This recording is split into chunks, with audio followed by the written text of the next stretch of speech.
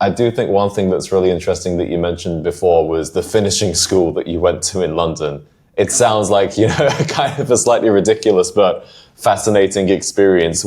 For the people that aren't familiar with what a finishing school is, Yeah. what kind of things did you learn and what was the purpose of going to one of those?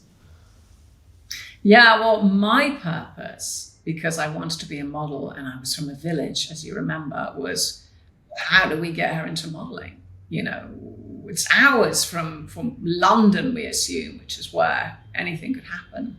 So a finishing school, as one knew it at the time, you probably only would know it from like a James Bond film or something, where it was, you go to Switzerland and you're the, diplomats' kids or whatever it is, and you go and you learn a new language and, watch a James Bond, you'll see, and, sort of standing and how to stand properly and how to be, all those things, etiquette and everything that a woman should be at that particular time. But for me, it was, she's got to get into modeling. So they had promised something about, there's a runway show at the end, and then yes, we can help her get into modeling. So I went to London at 16. I remember it was raining. I'd been bought a new umbrella, left the bloody umbrella in the taxi. My parents go waving, and I'm staying in London. And obviously this is a dream that it's about to come true. And I'm from the middle of the countryside, boarding school. Here we are, finally, God. And I'm going to this hostel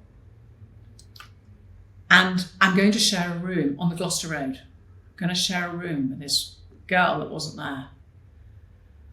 And I'm like, okay, here we go. I'm used to sharing, I've been at boarding school. So I went and I knocked on all the doors of the hostel. Hello, I'm so-and-so and I'm going to do this.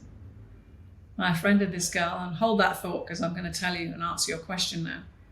So I go to this finishing school, which was a cheap finishing school, if you like. Well, it's not in Switzerland, it's in bloody London. But they teach me how to, ridiculous things, how to walk with a book on my head, how to walk straight. They use that then. Can you imagine a book? We don't even know what a book is now. With a computer on your head.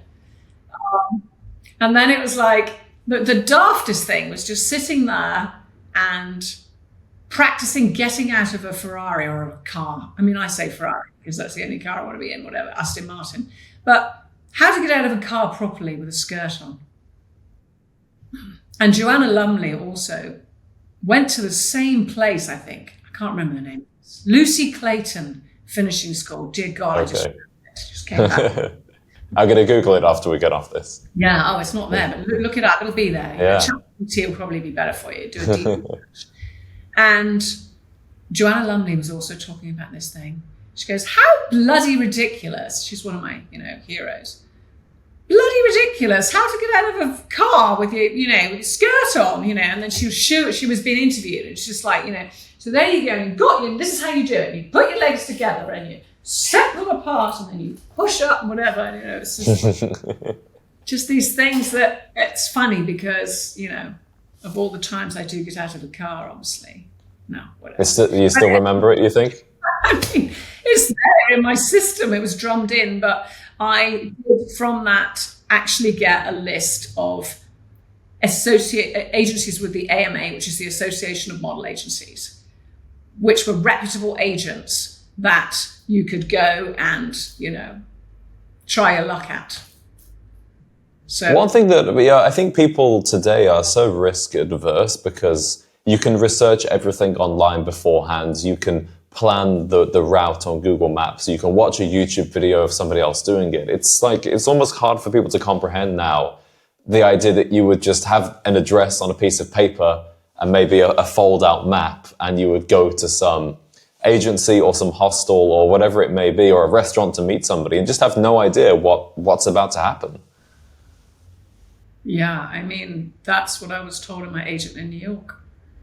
Wilhelmina, 17 years old. And they said Faith was her name, well-known booker at the time. She's like, right then, you've got quarters in your pocket. There's a phone box on every corner. If you get lost, you've got 10 go-sees, off you go. And off I went, you know.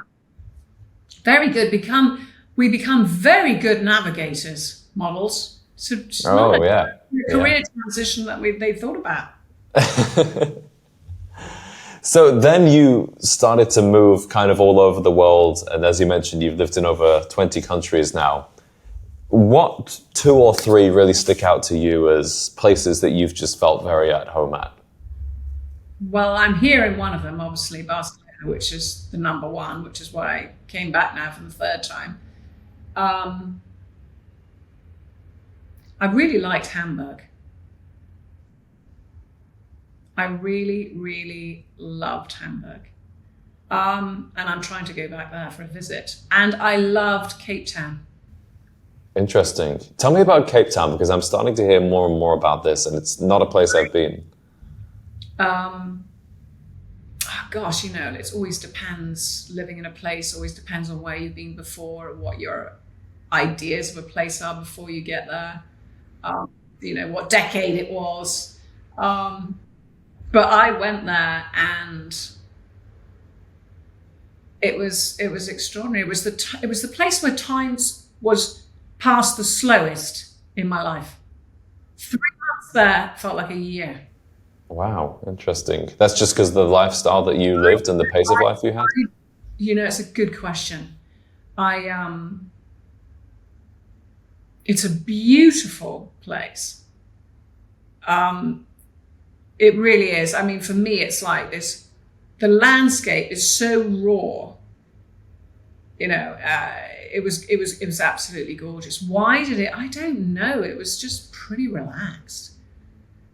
Yeah, I can't say. It was small. You know, I lived in it's not a very big place. And then I moved a little bit outside, but some incredible experiences. I remember climbing up over Table Mountain, as you do.